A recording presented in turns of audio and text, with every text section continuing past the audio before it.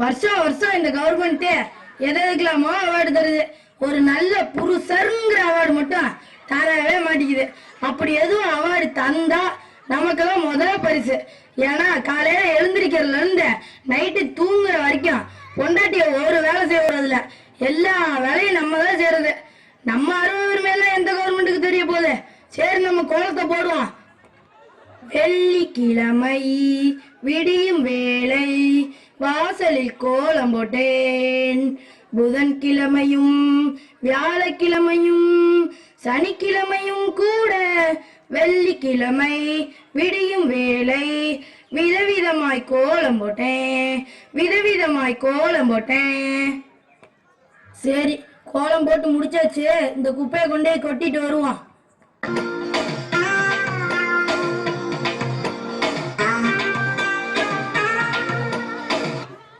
என்ன ரொம்ப தூரம் நடக்கிற மாதிரி இருக்கு?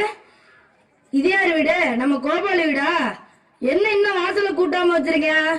சரி, நம்ம குப்பையை இதுலயே போட்டு விடுவோம். அவனே எல்லாத்தையும் கூட்டி சேர்த்து அள்ளிக்குவேன்.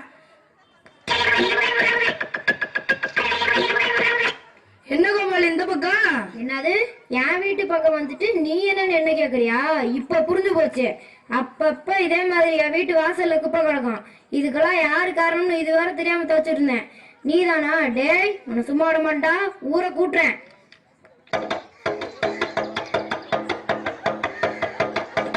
ஊர் மக்களுக்கு தெரிவிக்கிறது என்னன்னா, நம்ம ஊரு 2 மண்டாட்டிக்காரர் கோபாலு ஈனாவான மேல புகார் கொடுத்திருக்காரு. அதுக்கு பஞ்சாயத்து கூட்டு இருக்குது. எல்லாரும் கூட்டத்துக்கு வந்து சேருங்க.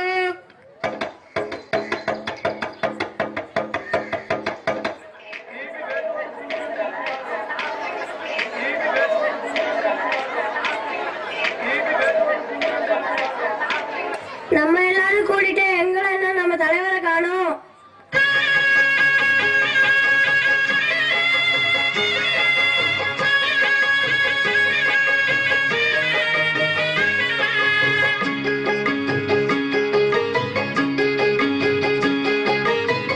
கண்ணுப்பட போகுதையா சின்ன கவுண்டரே, கண்ணுப்பட போகுதையா சின்ன கவுண்டரே, சுத்தி போட வேணும் ஐயா சின்ன கவுண்டரே, பொண்ணுக்கு சுத்தி போட வேணும் ஐயா சின்ன கவுண்டரே.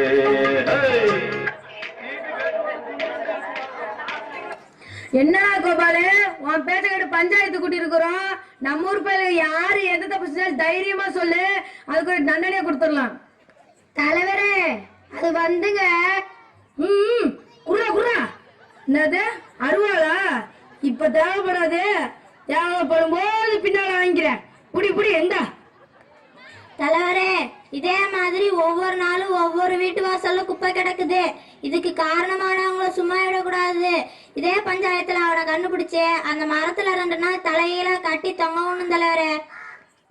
ஆஹா, ஈராவனா அவன் இருக்கிற வேகத்தை பார்த்தா உடம்பு பெருமைக்கெல்லாம் ஆபத்து வந்துரும் போல இருக்கே.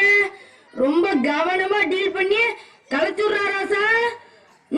நடக்கட்டும் நடக்கட்டும், பஞ்சாயத்து நடக்கட்டா. யாரா இருந்தாலும் தைரியமா சொல்லுப்பா. நீயே பயப்படாதா? பயப்படாதா? ஏண்டா தயங்குற? தைரியமா சொல்றா.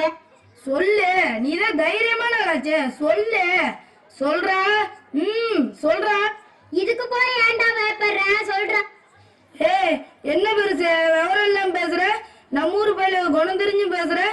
இன்னாருதான்னு கோபால சொன்னானா பின்னால ஏதோ பிரச்சனை வருமோன்னு யோசிக்கிறான்.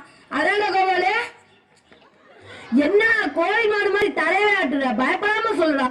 தலைவர, நான் என்ன நினைக்கிறேன்னா, டேய் நீ என்ன நினைக்கிறது? அவன் நினைக்க வேணாம் பொண்டாட்டி பிள்ளைய பத்தி.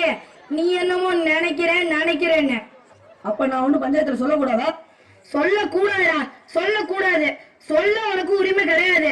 நீ பாட்டுக்கு ஏதாவது சொல்லிட்டு போயிட்டீங்கன்னா அனுபவிக்கிறது யாரு? பாவம் அவன்ல. நீ பஞ்சாயத்துல உட்காந்து கிழிச்சது போதும். போ போ போ. உக்காரு. பெரிய மனுஷங்க பேசுறப்ப பேசுன குத்தி விடுவேன் ராஸ்கல். நீங்க பேசுங்க பெருசா. என்னடா முறப்ப? அவன் கஷ்டம் அவனுக்கு தான்டா தெரியும். ஏன்டா பயப்படுற? அட என்ன தலைவரே, கோபால் என்ன மாதிரி தைரியமான ஆளா இருந்தா பரவாயில்ல, கொஞ்சம் பயந்தவன் தானே. போன தடவை பஞ்சாயத்துல கருப்புசாமியை வெள்ளசாமி காட்டி கொடுத்துட்டான்னு அவனை விரட்டி வெட்டலையா? அதெல்லாம் என் கண்ணு முன்னாடி வந்து போவோமா இல்லையா? பயப்படத்தானே செய்வான். லேசு பாசல கேளுங்க, சொன்னா சொல்லட்டும், சொல்லலைன்னா விட்டுருவோம். தயங்காம சொல்லுப்பா, அதான் நாங்க இருக்கோம்ல. நீ இருப்பையா, நீ இருப்ப, அவன் இருக்க வேணாமா? நீ தேவையில்லாம குறுக்க பேசுற. சம்பந்தப்பட்டவன் நானே பேச முடியும், அவனுக்குன்னு வேற யாரு இருக்கா? வந்தவன்னு பாத்துட்டு இருக்கேன், நீ மட்டும் பேசிட்டு இருக்க. அவனையும் பேச விடுறான். எப்படிடா பேசுவான்? எப்படி பேசுவான்? இப்படியே ஆளாளுக்கு பேசிட்டு இருந்தா அவன் எப்படி பேசுவான்?